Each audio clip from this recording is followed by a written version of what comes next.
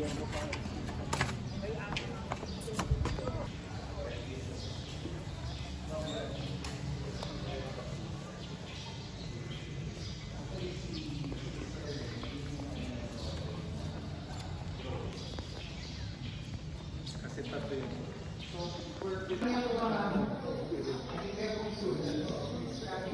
are the numbers for?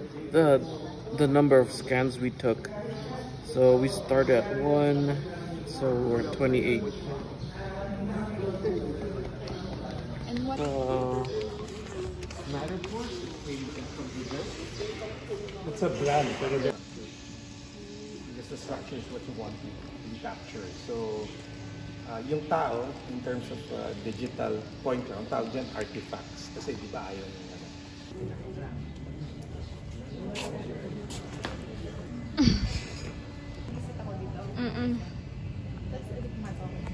Tapos maglakad kang mga yan. Tapos ganyan mo kung mga pagdano mo. Pakarap ko lang naman, makakabinet na. Tapos nag-video. Tapos kaliwa ko ikip ko na.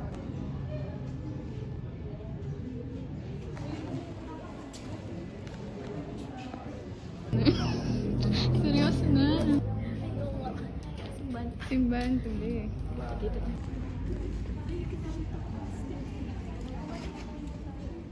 Tignan mo naman yung dinadaanan mo. Ayan, ganyan. Act normal. Pag mo ang kausapin. Marami na palang kinasal dito. Ulo mo na lang yung kita, be.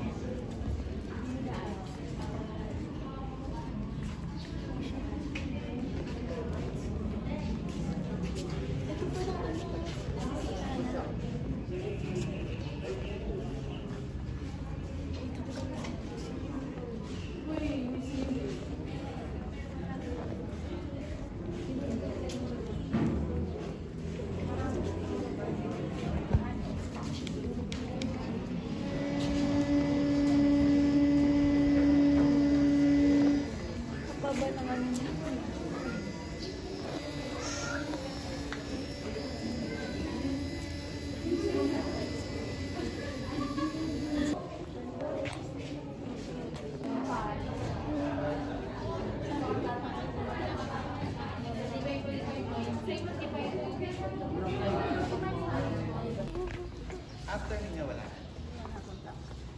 Wala na po.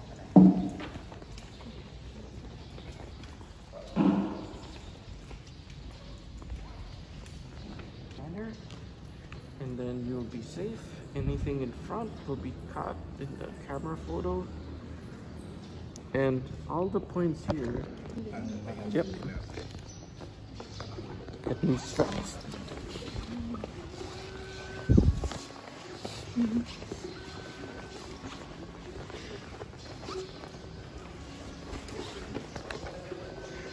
Sabihin nyo kay Architect Lancer, naglaro lang kayo, umikot-ikot lang kayo. Okay.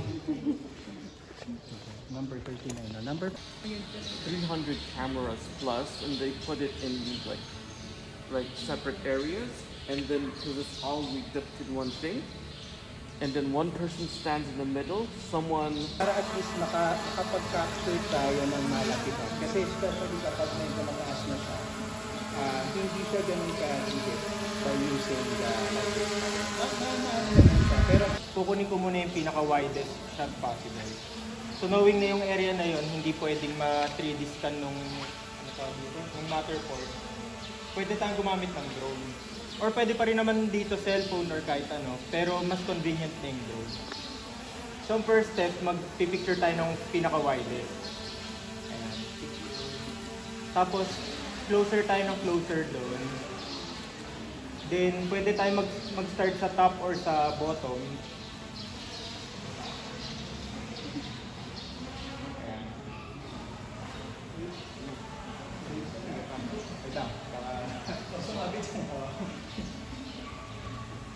So, ayan. So, ang technique natin pag nagpipicture, kahit phone or drone, mag-offset lang tayo ng konti. So, move lang tayo ng konti, then picture ulit.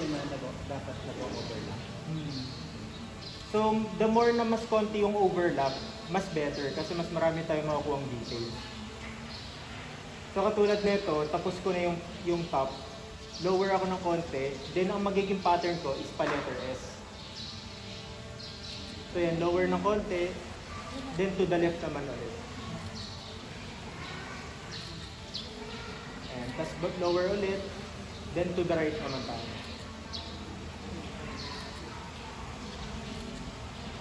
Kailangan marami kang storage. Diba?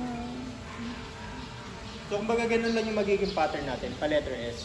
Then ayun nga, the more na mas konti yung overlap, mas better siya, mas marami tayong details na makukuha. So far, yun lang naman pag ganito yung style. Then kanina kasi sa outdoor, sinot ko na yung exterior ng church. Usually 360 lang naman gagawin natin. So kunyari, let's say, so yung ginawa ko lang outside kanina, nag 360 picture lang ako ng title. So same yung pattern kanina doon, pa letter S. Dito din, pa letter S din gagawin natin. Tapos, pang-stage lang din ako. Dito yung pang-floor.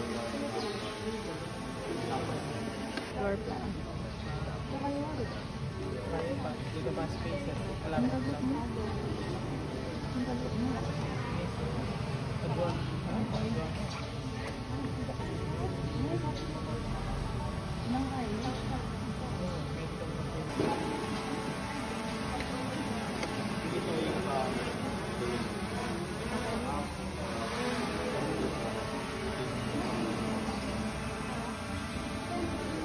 Tapos dito naman, more or less, horizon na ito. Forward, backward, sa side to side.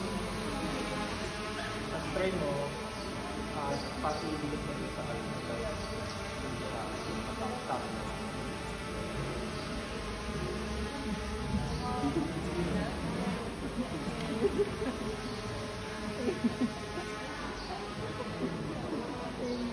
Naka naman yung may sensor na.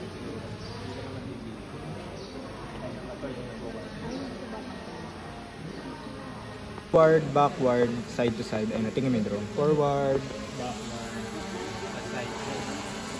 Ganito naman yung parang vertical niya. So, up, down, up. Tapos yung side niya, magtitilt lang yung dito po.